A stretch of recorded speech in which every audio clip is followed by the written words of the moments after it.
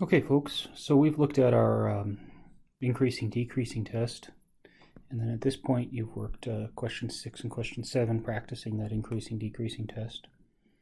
So now I'm going to move on to number 8, which is our first derivative test. Okay.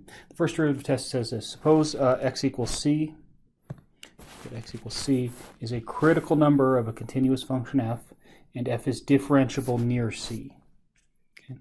So we're going to have some open interval around c where the derivative exists. Then if that's the case, then if f prime of x changes sign from positive to negative at x equals c, then f has a local max at x equals c. Okay, let's explore that right away. So we've got some function. Let's look down here. We've got some function f of x, and maybe it looks something like this. Here's our function f of x. And let's look at what's going on right here at x equals c. Well, if we were to compute the derivative of this function, notice that to the left of c, what's the sign of the derivative? F prime of c is positive there. And what's the sign of the derivative to the right of c? Well, we've got the function's decreasing. We can see that at every point we would have a negative slope to our tangent line, so we see that f prime of c is decreasing. So what happens at c? At c, f, and bear with me folks, I shouldn't have put c's there. Those should have been x's. So apologize for that. What's happening at c? Well, at c, the derivative changes sign from positive to negative. And sure enough, then that means we've got a local maximum there. Okay? Now, what's nice about this is we don't necessarily have to have f be differentiable at c. All we're saying that's happening at c is that it's a critical number.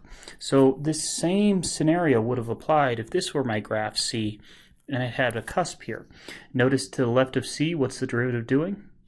The derivative is positive. How come? Because the function's increasing. Everywhere we'd have positive tangent lines. And to the right of c, the derivative is negative. So what happens at c? Even though it's not differentiable at c, the derivative changes sign there.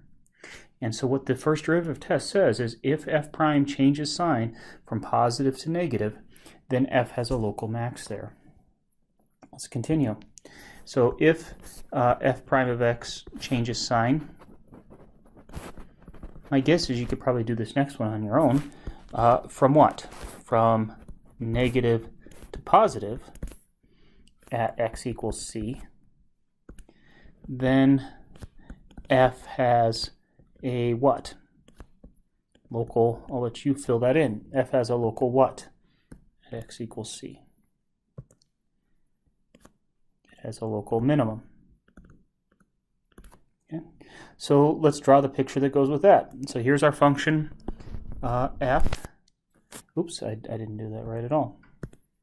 So here's our function f. Maybe it looks something like this. And what's going on at c? Well, at c, in this case, we've got a horizontal tangent line. But if we look immediately to c's left, the slopes of the tangent lines are negative. And if we look immediately to c's right, the slopes of the tangent lines are positive. So notice that f changes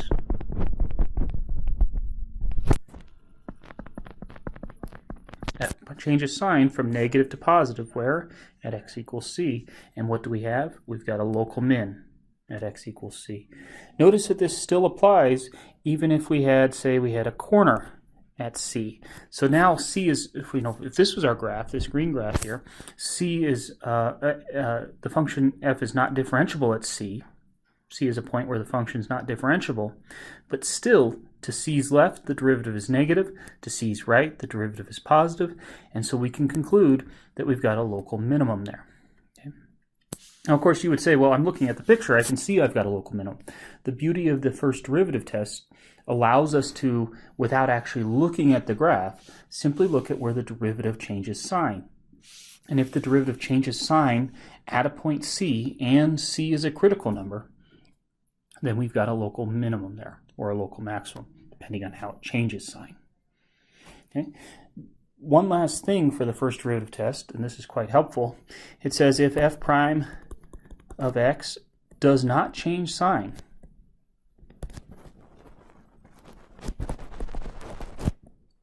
at x equals c, then x equals c is neither a local max nor min.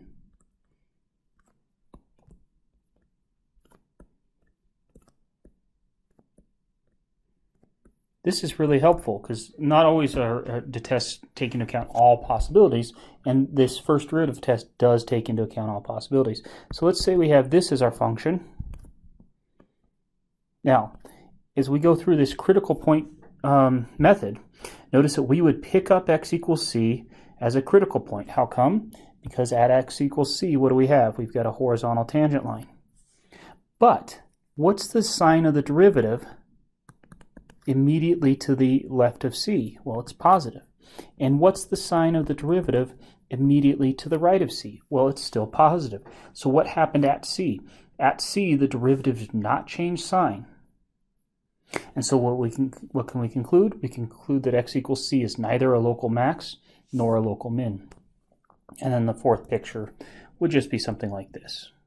You know, at c, well, it's not quite, I don't quite have a horizontal tangent line there. Let's try that a little bit. Let's make that a little bit better. There, I definitely have a horizontal tangent line now at c. The derivative to the left of c is negative. The derivative to the right of c is negative. F prime did not change sign at c, so x equals c is neither a local max nor a local min. So that's our first derivative test, and we'll incorporate it into the next two examples.